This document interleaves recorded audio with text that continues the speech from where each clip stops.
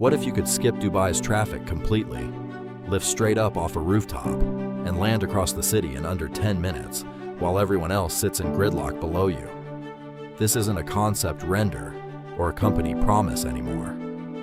As of early 2026, it's a real, bookable, paid service that regular passengers are using today. Flying taxis have officially arrived, and in this video, I'm breaking down exactly how the aircraft works, what a ride actually costs, how you'd book one, and what this launch really means for the rest of the world. In this video, we're covering the actual launch of the world's first commercial flying taxi service. Not a prototype sitting in a hangar, not a trade show demo, an actual paid service that regular people are booking and flying on right now. We'll look at the aircraft itself and how it actually flies, the network of vertiports it operates from, how much a ride really costs compared to an Uber or a helicopter charter, and exactly how you'd go about booking one yourself. This is also a direct follow-up to our last video, where we asked whether flying cars were fiction or reality. So if you haven't seen that one, it's worth checking out first. If you're new here, this channel covers future automotive and mobility tech every week, so subscribe if that sounds like your thing. Let's get into it. Here's what actually happened.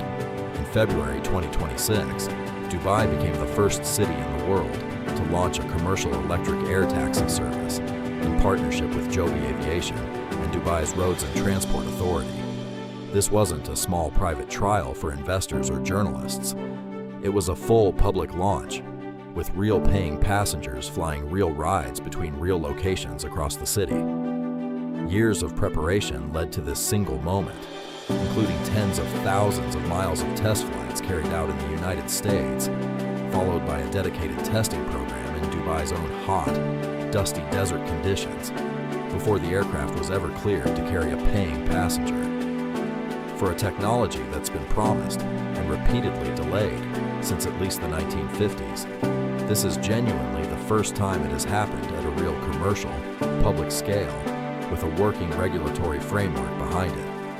Let's talk about the aircraft itself, because this is genuinely clever engineering. It carries one pilot and up to 4 passengers, using 6 independent electric tilt rotors instead of one single large rotor like a traditional helicopter.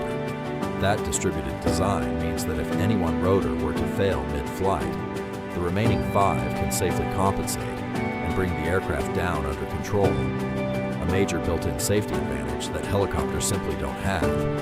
It can fly at speeds up to roughly 200 miles per hour, and because the whole system is fully electric with no combustion engine, it's dramatically quieter than a helicopter, both in the cabin and from the ground. We're talking about noise levels much closer to normal street traffic passing by, not the loud, heavy thumping sound most people instinctively associate with aircraft flying overhead. The rotors themselves physically tilt, starting in a vertical position for takeoff and landing, then rotating into a horizontal position for efficient forward flight, using the same core eVTOL concept we broke down in our last video. So where does it actually fly day to day? The launch network includes 6 vertiports at major locations spread across the city, including the International Airport, a downtown business and financial district, a marina area lined with residential towers, and a beachfront island district built out into the sea. Here's the number that matters most out of all of this.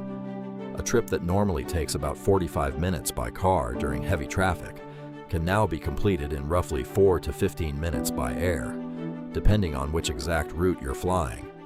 That's not a small, incremental improvement. That's a completely different category of travel time altogether. Each vertiport is designed to handle boarding quickly and efficiently, with a process that feels closer to a valet pickup at a nice hotel than a traditional airport experience, since there's no large-scale security screening involved for a short domestic hop across town. Now for the number everyone actually wants to know. How much does a ride like this really cost? Initial fares start at around $95 US for a short flight between vertiports, which sounds expensive at first, until you compare it honestly to the alternatives already available today. A helicopter charter covering a similar distance typically costs several $100s, sometimes well over 700, mainly because traditional helicopters burn expensive jet fuel and require far more maintenance than an electric aircraft. Compared to a premium rideshare option like Uber Black, this flying taxi is currently priced only somewhat higher per trip, but it saves you a genuine 30 to 40 minutes of travel time in exchange. And importantly, this $95 figure is just the starting price during early operations. Operators have already publicly announced plans to reduce fares significantly as the fleet grows and more vehicles come online, with a stated target price of around $40 per ride within just a couple of years. So how would you actually go about booking one of these flights yourself? Through a partnership with a major rideshare app that most people already have installed on their phone, alongside a dedicated local mobility app built specifically for this service.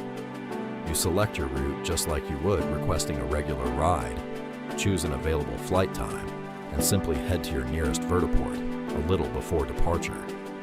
Check-in takes just a few minutes rather than the hour or more you typically expect at a traditional international airport, since the entire system is designed specifically for quick regional hops around one city, not long-distance international travel with heavy security. Right now, availability is still fairly limited to early adopters, while the fleet is small and the network is new.